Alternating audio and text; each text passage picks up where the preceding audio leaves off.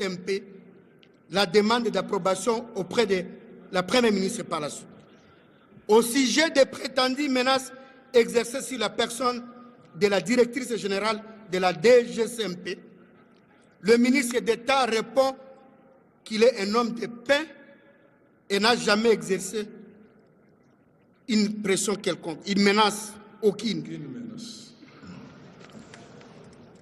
Par contre, il reconnaît n'avoir pas obtenu l'avis de non-objection, car, précise-t-il, la directrice générale de la DGCMP lui avait garanti qu'il s'agirait que d'une formalité administrative susceptible de régularisation. Après avoir reconnu ses erreurs, il a présenté ses excuses à la commission, donc à l'Assemblée plénière. Le ministre d'État a estimé qu'à ce stade de la procédure, la dernière décision revient à Madame la Première ministre qui peut ordonner soit l'annulation pure et simple du projet, soit sa révisitation et qu'il n'y a pas lieu d'envisager des poursuites judiciaires, les dossiers étant au stade administratif. C'est ici qu'il a souligné que la démarche du PG près la Cour de cassation à son encontre n'est nullement objective et affirme qu'il s'agirait simplement d'un règlement des comptes. Ainsi, il a conclu à demander aux députés membres de la commission d'examiner froidement les pièces fournies afin de constater son innocence et à exprimer sa désolation avant de solliciter leur indulgence. 5. Avis et considérations. Honorable Président de l'Assemblée nationale, honorables membres du bureau, honorables députés nationaux et chers collègues, au regard des interventions du procureur général près la Cour de cassation et du ministre d'État, ministre de la Justice et des gardes des Sceaux, et à l'issue de l'examen minutieux des pièces fournies par les deux invités,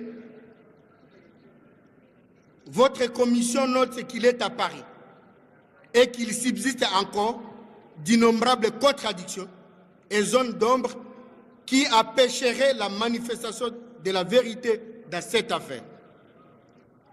Votre commission rappelle que les faits mis à charge du ministre d'État, ministre de la Justice et garde des Sceaux sont d'une extrême gravité aux yeux de la loi congolaise et qu'il y a lieu d'en tirer les conséquences des droits, notamment en accordant les droits aux présumés auteurs des faits à présenter ses moyens de défense. Ainsi, sur 23 membres que compte votre commission, 21 ont pris part au vote, 17 ont voté pour, 2 ont voté contre, 2 se sont abstenus. Bis. Ainsi, sur 23 membres que compte votre commission, 21 membres ont pris part au vote, 17 ont voté pour. Pardon? Poursuivez, monsieur. Ayez vos apaisements. Suivez. Ayez vos apaisements, chers collègues.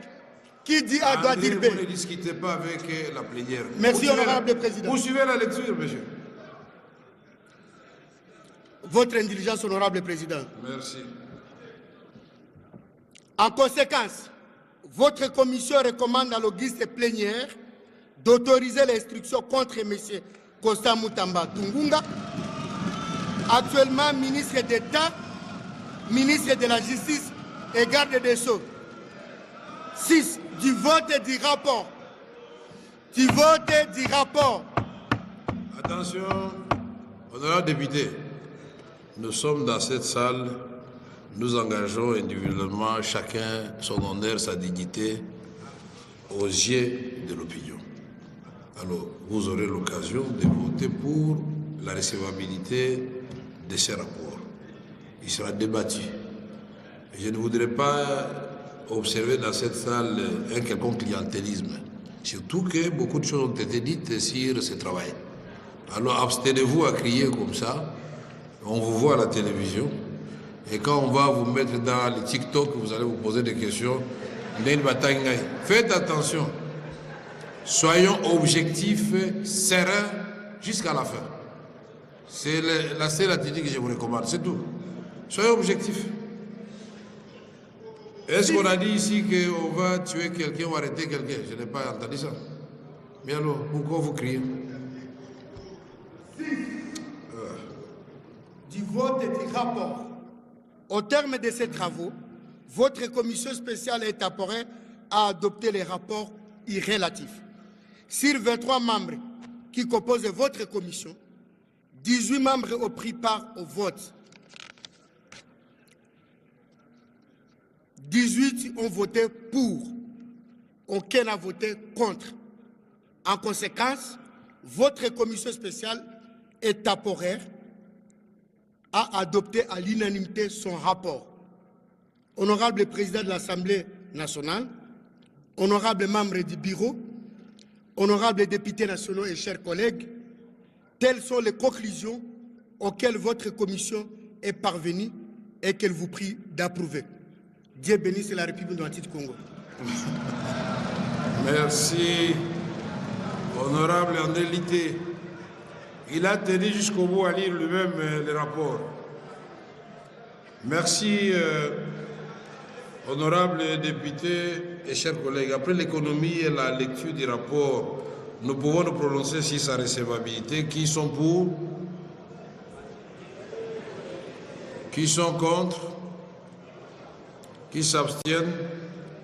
Au vu du résultat des votes, l'Assemblée plénière déclare recevable le rapport de la commission spéciale et temporaire chargée d'examiner les réquisitoires du procureur général près de la Cour de cassation aux fins d'autorisation d'instruction achat de M. Moutamba Tungana Constant, ministre d'État de la Justice et garde des Sceaux.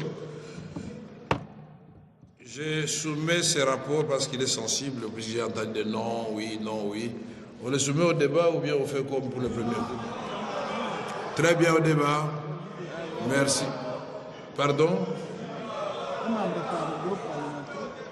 Non, pour ceux qui le veulent, mais comme il s'agit des rapports qui portent sur des personnes, c'est un membre par groupe parlementaire. Mais s'il y a des groupes parlementaires qui n'ont rien à dire, ils ne sont pas obligés de le faire. Donc, les députés qui veulent intervenir peuvent passer par les trichements des présidents de leur groupe parlementaire. OK? Signé, il faut que ça soit signé par le président du groupe parlementaire. Donc, vous nous faites parvenir ça progressivement.